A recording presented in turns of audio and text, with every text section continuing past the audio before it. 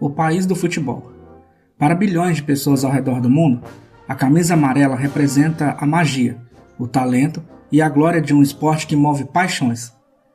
Mas longe dos gramados iluminados e dos gritos da torcida, existe um universo paralelo, um submundo de contratos sigilosos, malas de dinheiro, espionagem e jogos de poder onde a única regra é não ser pego. O meu nome aqui, o meu nome é limpo e eu quero ver uma resposta também aqui. Vossa Senhoria concluiu? Concluí. Nos últimos anos, um padrão perturbador se repetiu nos bastidores do futebol brasileiro. Não estamos falando de padrões táticos ou de erros de arbitragem. Estamos falando de investigações criminais internacionais, ações do FBI, denúncias de assédios e fraudes financeiras de proporções bilionárias. Dos últimos 5 presidentes que comandaram a entidade máxima do nosso futebol, todos caíram, banidos, afastados ou presos. Antes de passar a palavra ao relator, quero dar conhecimento aos senhores que recebi, sim, uma carta do técnico Mário Jorge Lobo Zagallo, cuja íntegra eu não tenho de memória, mas posso solicitar em meu gabinete o teor, e ela estará aqui dentro de alguns minutos, dizendo que durante a atividade dele como técnico à frente da seleção brasileira, a Nike nunca exerceu qualquer tipo de influência ou de pressão na convocação e na escalação dos jogadores da seleção brasileira. Como a maior potência de futebol mundial se transformou em um verdadeiro caso de polícia, o que o FBI descobriu que os investigadores locais não conseguiram ver? Pegue seu café, apague as luzes. Hoje, no dossiê forense, nós vamos abrir os arquivos secretos da Confederação Brasileira de Futebol.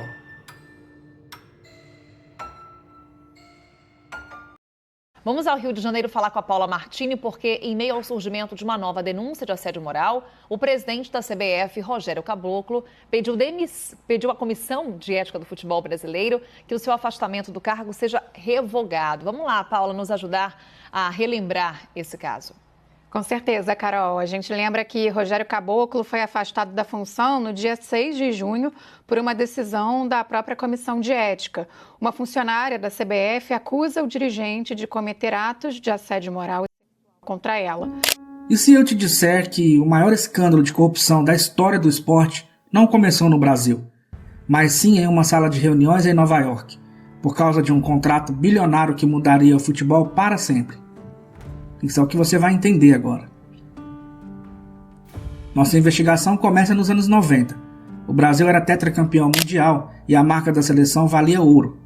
Foi nesse cenário que a CBF assinou um dos contratos mais agressivos e valiosos da história do esporte com a gigante americana de material esportivo, a Nike. Centenas de milhões de dólares injetados de uma só vez. À primeira vista, pareceu um negócio perfeito. Mas os investigadores na Europa e nas Américas começaram a notar algo estranho. Para onde exatamente estava indo todo aquele dinheiro? Suspeitas antigas ganharam força, empresas de fachada, sede em países fiscais e intermediários misteriosos. A suspeita principal era de que parte dessas verbas de patrocínio nunca chegou a ver os gramados. Teria sido desviada de forma de propinas milionárias para garantir que contratos exclusivos fossem assinados sem concorrência. Esse foi o primeiro tijolo de uma parede de segredos.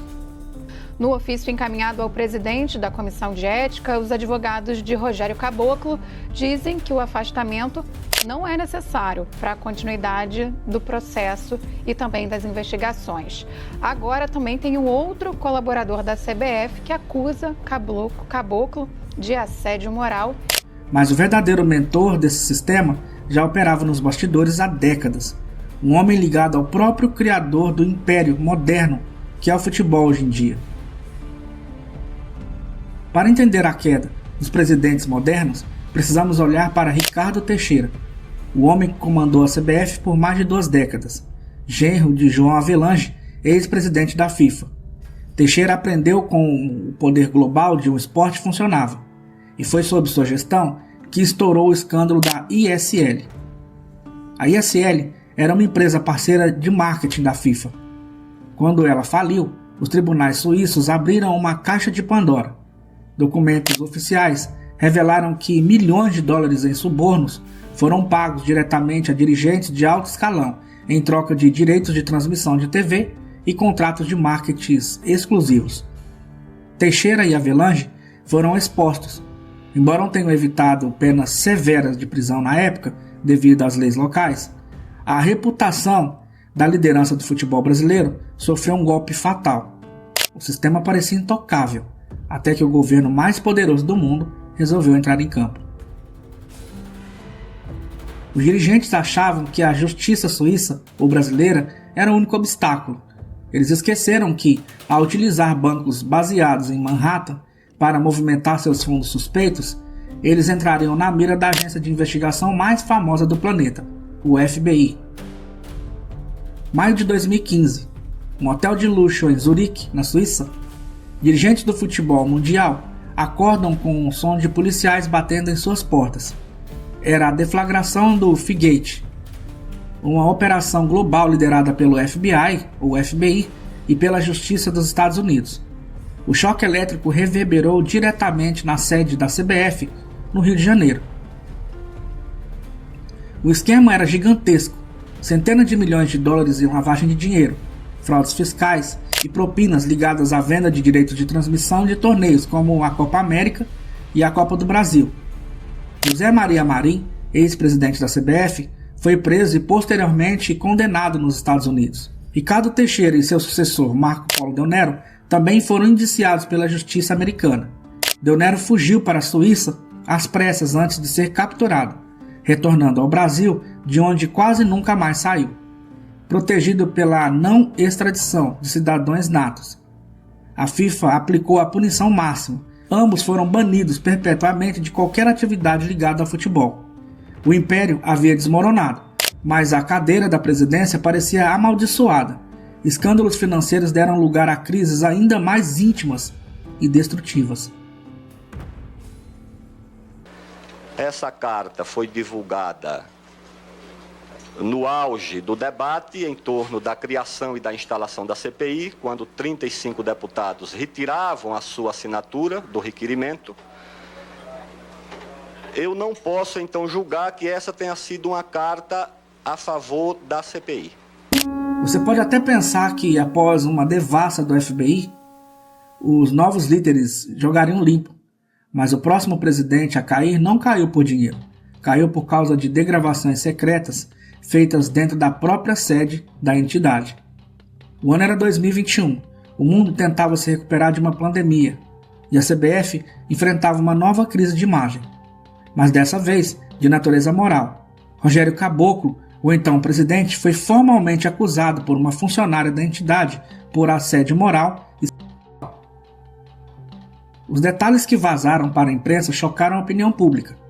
Conversas gravadas mostravam abusos de poder e comportamento totalmente incompatíveis com o cargo de liderança máxima do esporte. O impacto institucional foi imediato. Patrocinadores bilionários pressionaram os bastidores. Os jogadores da seleção brasileira ameaçaram boicotes e, sob intensa pressão, Caboclo foi afastado e posteriormente suspenso de suas funções. A imagem da entidade estava em frangalhos. A busca por uma salvação começou, mas a política interna da CBF provou ser um labirinto sem saída. Com o afastamento de Caboclo, assumiu uma nova direção prometendo moralidade. Mas em menos de 2 anos, o novo presidente se veria no centro de uma guerra jurídica que paralisou o futebol brasileiro e envolveu até a mais alta corte do país. Edinaldo Rodrigues assumiu o controle com a promessa de pacificar a instituição. No entanto, as velhas disputas pelo poder nunca deixaram a sede da Barra da Tijuca. Em uma reviravolta impressionante, o Tribunal de Justiça do Rio de Janeiro destituiu Edinaldo do cargo, alegando irregularidades e fraudes administrativas na assinatura do termo que validou sua eleição. A interferência externa quase custou caro. A FIFA ameaçou suspender os clubes brasileiros e a seleção de competições internacionais. Embora o caso tenha tido desdobramentos complexos nos tribunais superiores, o episódio deixou claro uma verdade incômoda. A instabilidade da CBF não é um acidente, é uma engrenagem do próprio sistema. 5 presidentes, 5 histórias que terminaram em tribunais, investigações policiais e desonra. O futebol brasileiro sobrevive pelo talento que nasce nas ruas, nas várzeas e nas favelas, mas a sua estrutura política continua presa a um passado de segredos e dossiês. Até quando o peso dos bastidores vai sufocar a magia do esporte mais popular do mundo? Só o tempo terá essa resposta.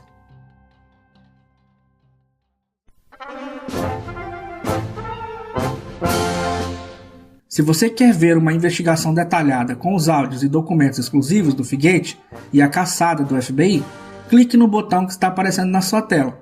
Não se esqueça de se inscrever no dossiê forense. Ative o sininho para não perder as próximas investigações e deixar a sua opinião nos comentários. A corrupção no futebol tem fim? Eu vou ficando por aqui. Até o próximo vídeo. Um abraço. E falou!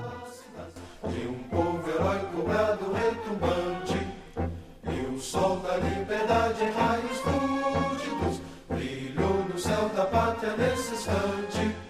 Se o penhor dessa igualdade conseguimos conquistar com braço forte.